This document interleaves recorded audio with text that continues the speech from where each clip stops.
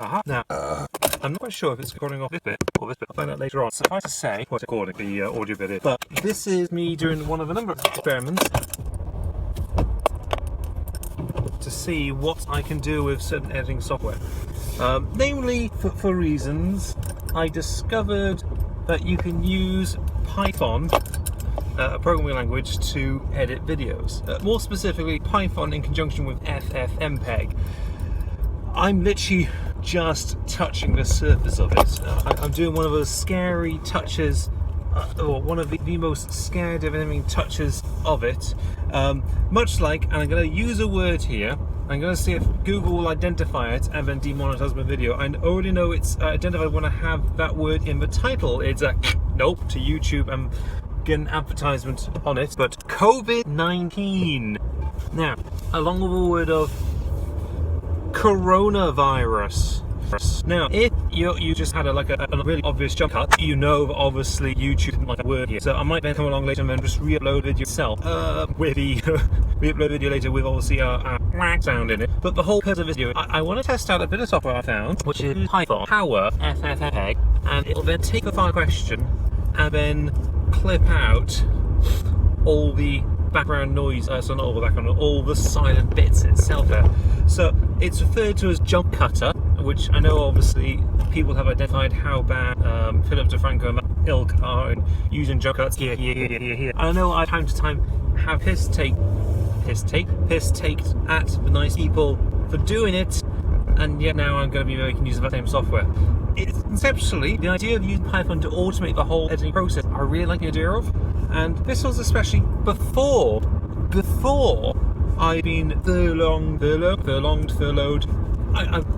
I'm basically becoming a paid house husband. Okay, the American government are paying for me to stay home and not spread COVID virus. And yes, I do appreciate behind you driving a car somewhere, but there are rules that allow you to go out and do vital shopping, and that's what I'm off to do here. It's like when I'm doing one of those car vlog commentaries here.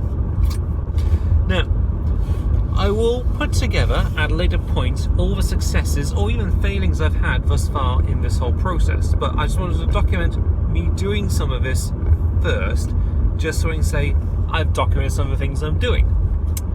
Now, in other news, I hope you kids and kittens have been enjoying the awesome replay I've been doing of StarCraft Mass Recall. Whoops.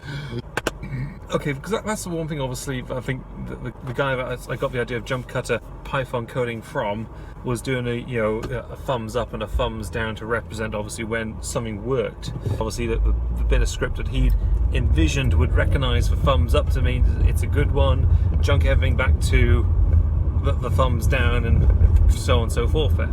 But I digress here. Moving forward on from there, blank. Enjoying the StarCraft 2 Mass Recall playthrough, which is a fan modification, and I've just finished the Terran campaign.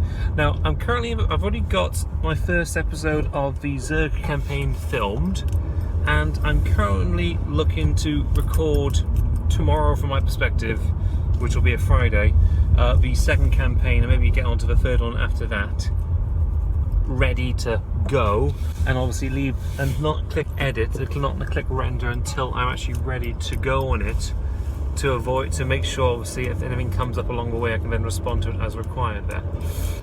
However, I'm going to stop her there. I could say I'm going to carry on talking in regards to my Witcher playthrough as well there, but I've come to my destination and I need to get ready to use. So, hey Siri.